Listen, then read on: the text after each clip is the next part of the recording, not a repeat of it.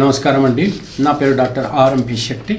జ్యోతిష్ శాస్త్ర విభాగంలో గత కొన్ని సంవత్సరాలుగా అనేక విషయాలు మీకు తెలుపుతూ వస్తున్నాను. మీరు చూస్తున్నారు, అనుసరిస్తున్నారు, లాభపడ్డారు. అయితే ఇప్పుడు నేను చెప్పాల్సినటువంటి విషయం ఏంటంటే, లిబ్రా రాశి అంటే తులారాశి వాళ్ళకి జూన్ మాసం 2024లో మరి మాస ఫలితం, మంత్లీ ప్రెడిక్షన్స్ ఏమిటో ఒకసారి చెప్తున్నాను, జాగ్రత్తగా వినండి. ఈ యొక్క తులారాశి వాళ్ళకి కనుక తీసుకున్నట్టయితే పంచమంలో శనైశ్చరుడు ఉన్నాడు. పంచమం అంటే ఎవరికి సంబంధం? సంతానానికి సంబంధం. ఈ సంతానానికి సంబంధమైనటువంటి ప్లేస్లో శనైశ్చరుడు ఉన్నాడు.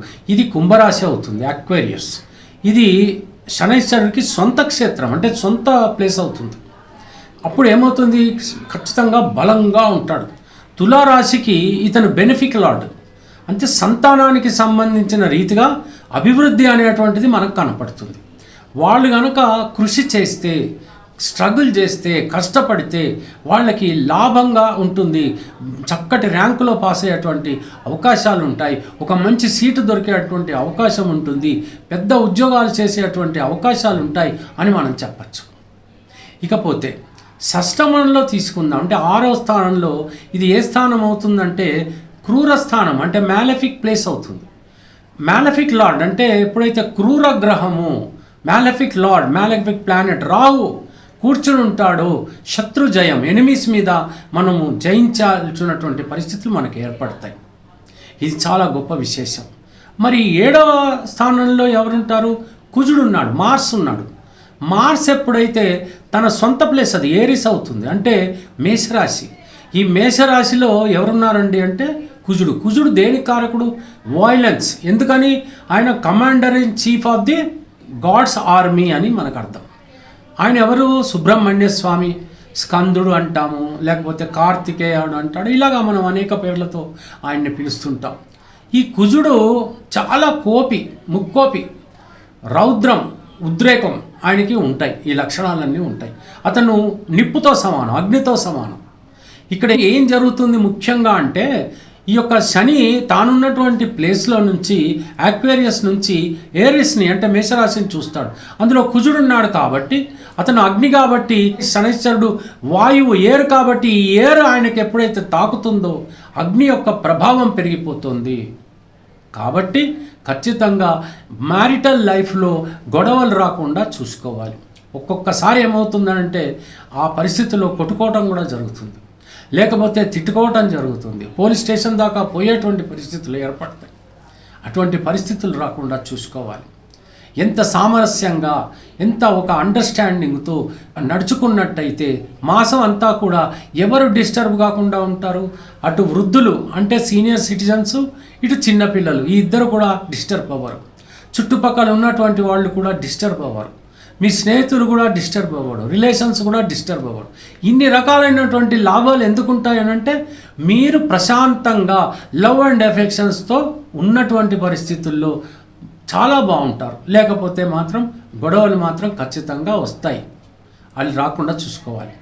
ఇక మరో విషయం, ఇక్కడ వృషభ రాశిలో అంటే తారస్లో ఎవరున్నారు? గురువు ఉన్నాడు. ఈ గురువు యొక్క ప్రదేశం ఏమిటి అని అంటే అష్టమం అవుతుంది, అంటే 8వ స్థానం అవుతుంది. ఏదైనా లక్కీ లాటరీ ఎందరో కొంతమందికి దొరికితే దొరకచ్చు, అందరికి కాదు. మీ యొక్క జాతకాల్లో మంచి లక్కీ లాటరీ దొరికేటువంటి అవకాశాలు ఉంటే గురువు వల్ల దొరికేటువంటి పరిస్థితి ఏర్పడుతుంది ఈ మాసంలో. కానీ ఇక మిగతా విషయాలకు వస్తే మాత్రం కొంచెం బాధాకరంగానే ఉంటుంది.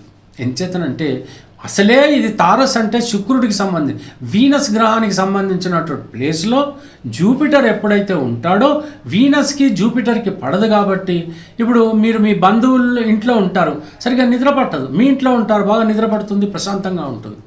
బంధువుల ఇంట్లో ఉంటే చాలా ఎంబరాసింగ్గా ఉంటుంది. మీ ఇంట్లో మీరుంటే మీ ఇష్టం, చాలా హ్యాపీగా ఉంటారు. సో ఆ రకంగా గురువు పాపం ఆయన శుక్రుడి ప్లేస్లో ఉన్నాడు కాబట్టి అంత ప్రశాంతంగా లేడు అని మనం చెప్పచ్చు. అయితే ఏం జరుగుతుంది? కొంచెం డయాబెటీస్ పేషెంట్కి ఇబ్బంది, కొంచెం బీపీ పేషెంట్స్కి ఇబ్బంది, కొంచెం ఏదైనా గ్యాస్ట్రిక్ ట్రబుల్ ఉన్నటువంటి వాళ్లకు ఇబ్బంది. ఇలాంటి ఇబ్బందులు రాకుండా జాగ్రత్త పడండి. ఇంకా ఏ సమస్య లేదు. ముఖ్యంగా ఆరోగ్య సమస్య రాకుండా చూసుకోండి. ప్రతిరోజు యోగా చేయండి, వ్యాయామం చేయండి, ప్రాణాయామం చేయండి. ఆ తర్వాత దత్తాత్రేయ స్వామిని పూజించండి, దక్షిణామూర్తిని పూజించండి, సూర్యుడిని నమస్కరించండి, హనుమాన్ చాలీసా చదవండి. మీరు ఎక్కడుంటేనే ఉంది, మీరు అమెరికాలో ఉండండి, ఎక్కడైనా ఉండండి, యూకేలో ఉండండి, ఆస్ట్రేలియాలో ఉండండి, న్యూజిలాండ్లో ఉండండి, పాకిస్తాన్లో ఉండండి. కాకపోతే మీ దైవాన్ని మీరు కొలుచుకోవాలి, మీ దైవాన్ని మీరు ప్రార్థించాలి. కాబట్టి మీ దైవాన్ని మీరు ప్రార్థించండి. తప్పకుండా అనుకూలమైనటువంటిది, చాలా ఫేవరబుల్ రిజల్ట్స్ మీకు వస్తాయి. కాబట్టి మీరు ఆ పని చేయండి. వేరే గ్రహం ఇక్కడ ఉంటే ఇబ్బందులు కలుగుతాయి, కానీ ఇక్కడ ఒక శుభగ్రహం అంటే బెనిఫిక్ లార్డ్ ఉన్నాడు కాబట్టి అంత ఇబ్బంది ఉండదు. కొంచెం ప్రశాంతత కోల్పోతారు. కాబట్టి జాగ్రత్తగా ఉండాలి. ఇది మీకు అర్థమైంది అనుకుంటాను. మిగతా గ్రహాల వల్ల 30 రోజులే కాబట్టి ఆందోళన పడాల్సినటువంటి అవసరం లేదు. ఎందుకంటే రాహుకేతువులేమో 1.5 సంవత్సరానికి ఒక రాశి నుంచి ఇంకో రాశికి పోతే 2.5 సంవత్సరాలకి శనైశ్వరుడు. ఇక మిగతా గ్రహాలు గురువు 1 సంవత్సరం తీసుకుంటాడు. కాబట్టి ఈ గ్రహాలే మనం ముఖ్యంగా చూసుకోవాలి.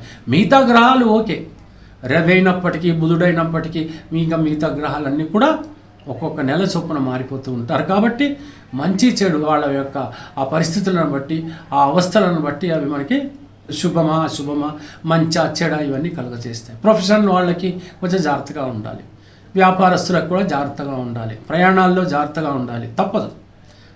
ఏదైనా గాయం తగలకుండా చూసుకోవాలి, ఆసుపత్రుల పాలు కాకుండా చూసుకోవాలి, కళ్ళు జాగ్రత్త. ఇవన్నీ బాగా చూసుకున్నట్టయితే ఎటువంటి ప్రమాదము లేదు, ఏ బాధ లేదు. దైవచింతన ఉంటే చాలు, అన్నీ కొట్టుకుపోతాయి. అదృష్టం మనదవుతుంది. తెలిసింది కదా. సెలవు మరి, ఉంటాను. నమస్కారం.